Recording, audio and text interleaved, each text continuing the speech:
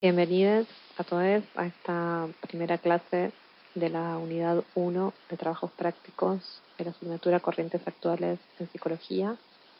En este PowerPoint devenido en video se van a encontrar con algunos ejes centrales para que puedan leer el texto de Alejandro Dagfal para una estética de la recepción de las ideas psicológicas. Este texto se corresponde con la unidad 1 del programa de trabajos prácticos. Específicamente responde al punto el concepto de recepción como herramienta metodológica.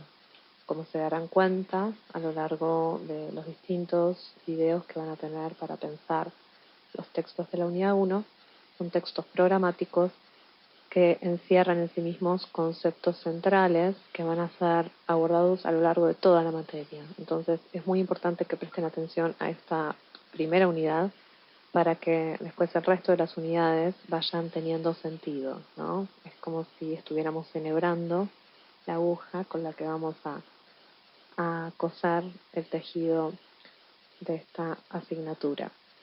Asimismo, les aviso que al final del video van a encontrar algunas preguntas. En una diapositiva van a encontrar preguntas guía para orientarse en la lectura del texto, y en la otra van a encontrar preguntas disparadoras, que son más bien preguntas para trabajar, charlar y discutir en las clases que tengamos, en los encuentros en realidad, porque no son clases, en los encuentros que tengamos vía Zoom.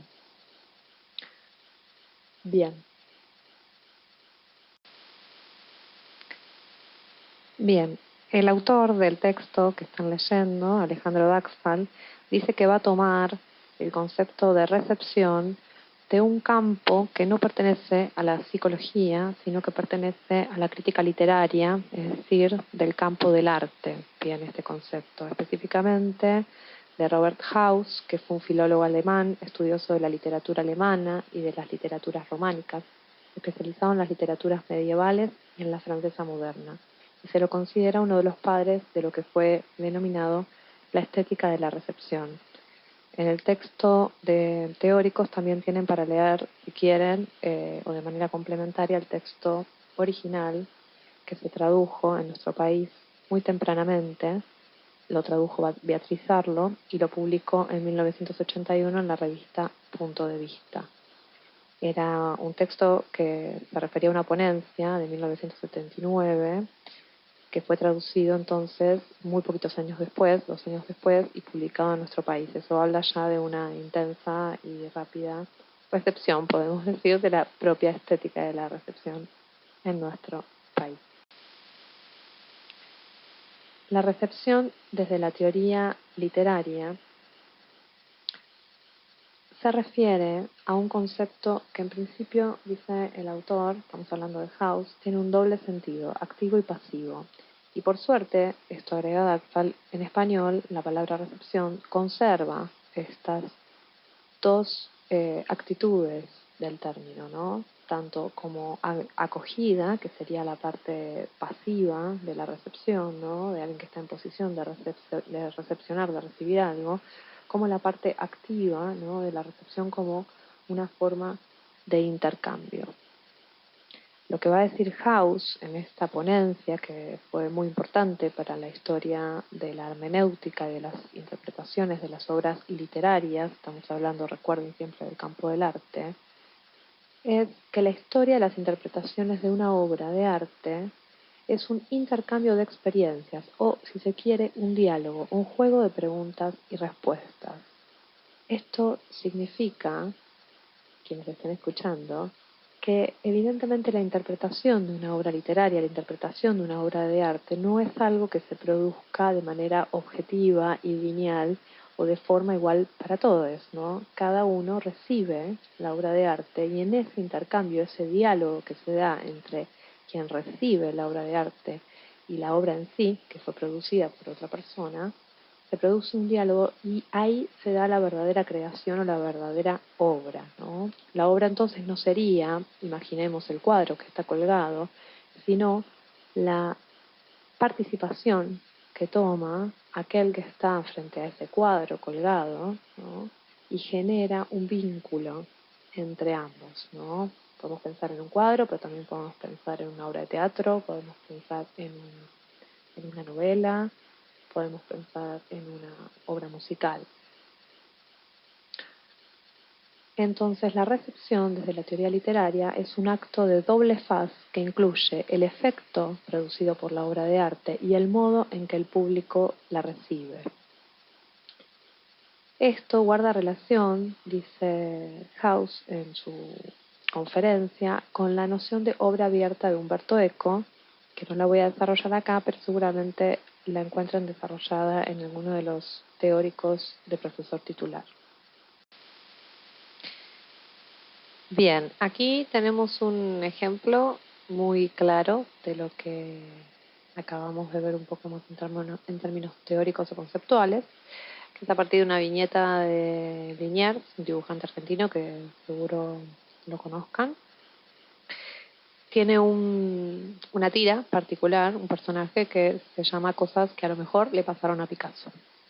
Entonces, a ver si se dan cuenta ahí, hay una persona observando un cuadro de 1915, colgado de Picasso, y dice, no sé si lo entiendo, ¿puede explicar este cuadro, Picasso?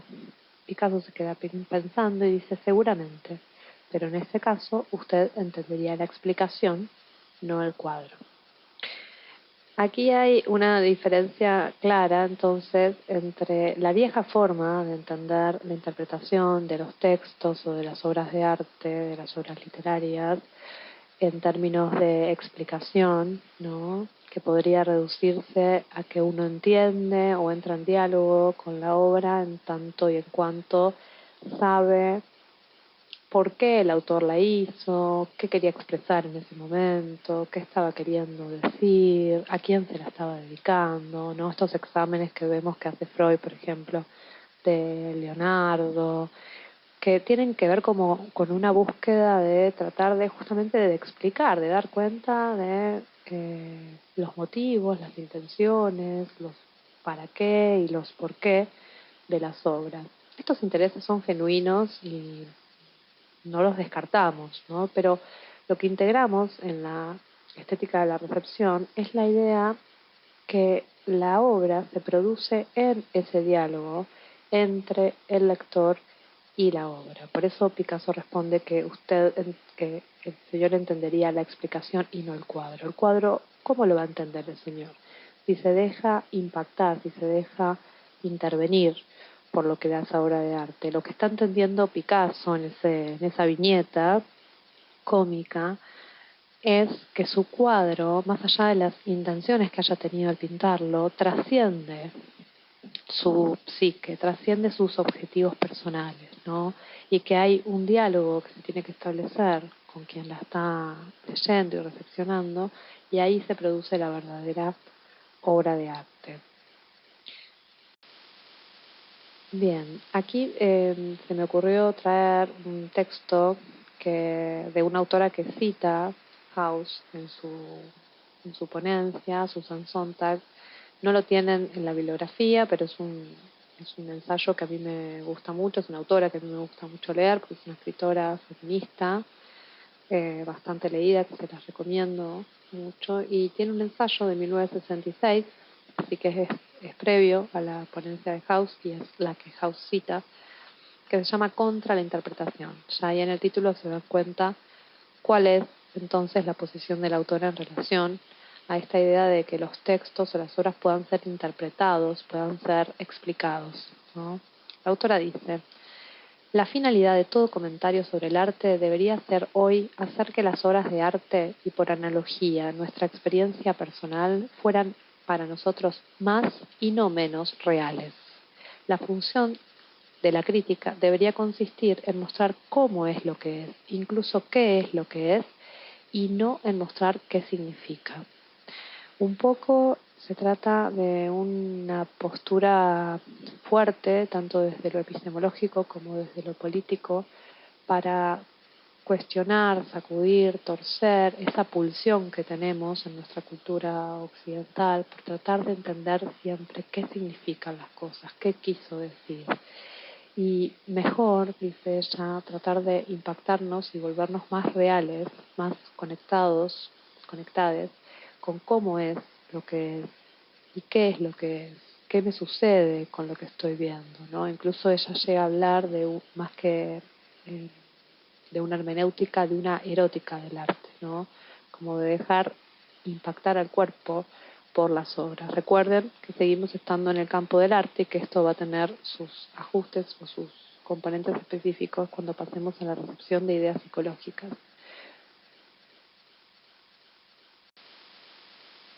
Bien, un poco para sintetizar el concepto que venimos revisando hasta ahora y meternos con la parte más teórica y no tan poética que decíamos hasta ahora. La recepción se trata del reconocimiento del hecho obstinadamente rechazado de que la función de la obra de arte no es solo representar lo real, sino también crearlo, ¿no? Entonces salir de esta idea de que lo que está por fuera de nosotros representa lo real, sino que nosotros estamos ahí creándolo con ello. La recepción se trata de admitir el rol activo del receptor y de que todo acto de recepción presupone una elección y una parcialidad respecto a la tradición previa. Y aquí es donde nos tenemos que meter con cuáles son esos aspectos que parcializan la recepción, ¿no? Para no caer en un relativismo o en la idea de que, bueno, cada uno puede interpretar lo que quiere de los textos, ¿no? Sobre todo en lo que hace a los textos científicos de psicología. Esto es en parte cierto, de todas maneras. Cada uno interpreta y recepciona lo que puede, pero esa parcialidad respecto a la tradición previa, esa elección, que es más bien inconsciente, no es una cuestión aleatoria o azarosa, sino que se puede estudiar, ¿no? De ahí vienen las herramientas de la hermenéutica, las herramientas de la estética de la recepción que estamos viendo. En ese sentido, vamos a ver que la recepción, dice el autor, no se realiza en el vacío, sino que depende de un sistema de referencias objetivamente formulable que modula la disposición del lector frente a la obra. Esta palabra me parece que es fundamental, modula, ¿no? Hay un sistema de referencias, que ahora vamos a ver de qué se compone, que de alguna manera le da forma a la disposición que va a tener el lector frente a la obra. Para hablar de sus elementos, el autor recurre a la noción de horizonte de expectativas. Antes de meternos con la noción de horizonte de expectativas, que es de lo que habla House, me gustaría detenernos en el símbolo que es el horizonte, ¿no? Y por qué se toma esta idea de horizonte. Ustedes saben que el horizonte, ahí tienen una imagen, es la línea que vemos que separa el cielo y la tierra, ¿no? Es una palabra que viene del griego, de opok, oros, que significa límite. Esta línea es en realidad una circunferencia, porque la Tierra es redonda y nuestros ojos también son globos oculares, ¿no? Sin embargo, lo que proyectamos es una línea recta en la superficie de la Tierra, centrada siempre, siempre en nuestro punto de vista. De alguna manera, nosotros siempre somos el centro del universo, ¿no? Al menos de nuestro universo, desde donde vemos. Y desde ahí proyectamos el límite. Entonces el horizonte es un límite en tanto el punto de vista del observador. Esto tiene mucho sentido para el concepto de recepción, ¿no? Porque tiene que ver con que desde el punto de vista del receptor es que se dan los límites y también las posibilidades de recepción de la obra. Si vamos al concepto de horizonte de expectativas, vamos a ver que está compuesto por dos ejes, dice el autor, uno diacrónico y uno sincrónico. El eje diacrónico, por supuesto, es el que atraviesa el tiempo, ¿no? Es el que se da a través del tiempo, el pasado y el presente. La obra, siempre constituida en el pasado, y el público, siempre en el presente.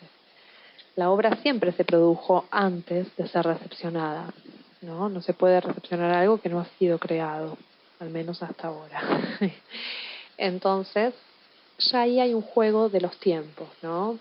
Puede ser que la obra tenga 2 años, 5 años, 100 años, ¿no? De diferencia con el público, 5 minutos, ¿no? Ahora en esta era de la virtualidad, en donde hay tanta producción, de obra permanentemente, a veces hay muy poca distancia o casi ninguna entre la producción de la obra y la recepción. Sin embargo, hay una distancia que debe ser estudiada y analizada, incluso si es muy corta, ¿no?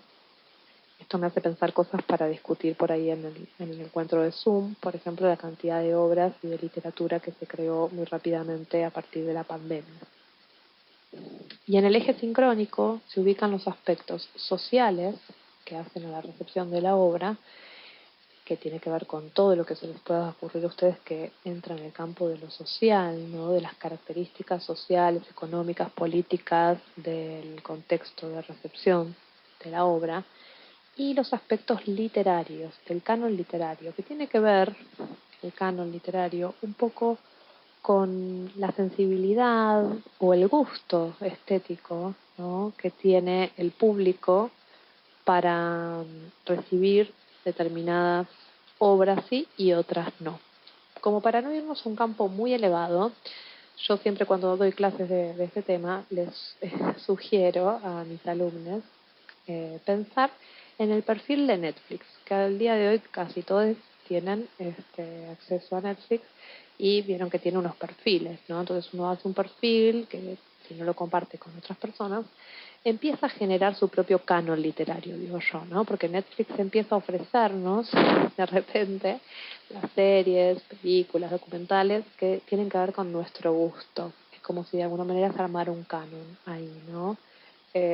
Una determinada inclinación estética hacia algunas producciones, en este caso audiovisuales. Pero pueden pensarlo un poco eh, como para hacerlo algo villiquen, diría el titular, para entender y pensar cómo influye también el gusto estético en la recepción o no recepción de una obra en un contexto social particular, en un momento histórico particular.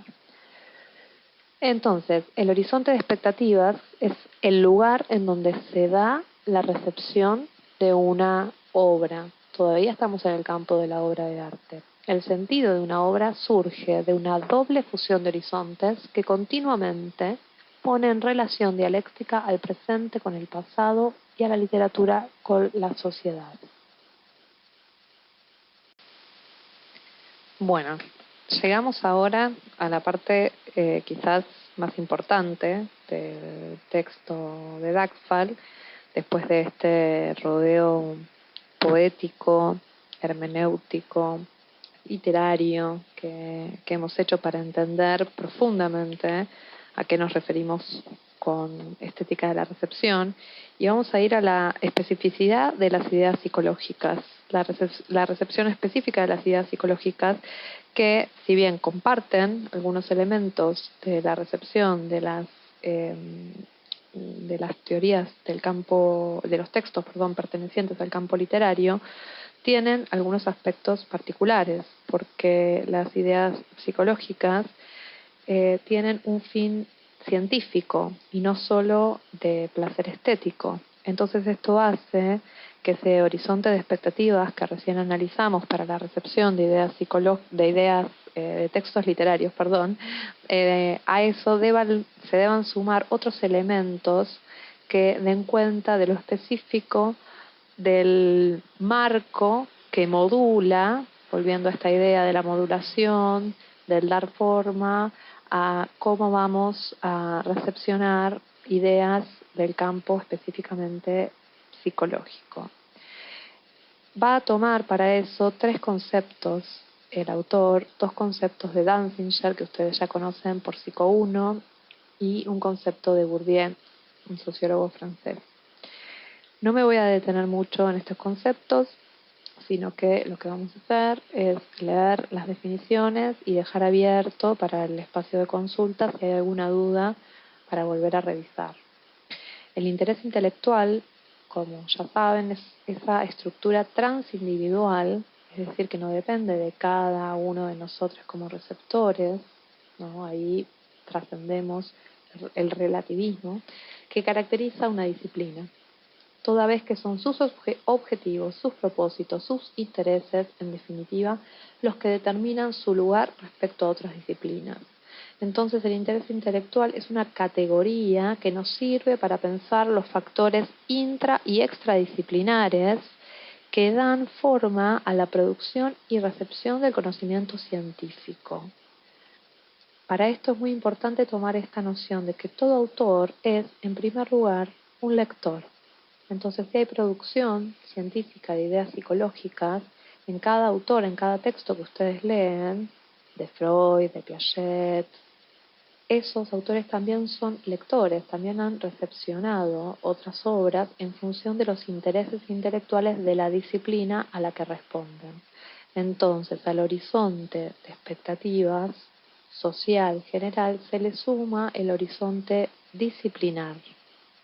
Asimismo, dice el autor, necesitamos de la noción de campo de Bourdieu para dar cuenta de la autonomía relativa de la comunidad científico-intelectual respecto a otros grupos.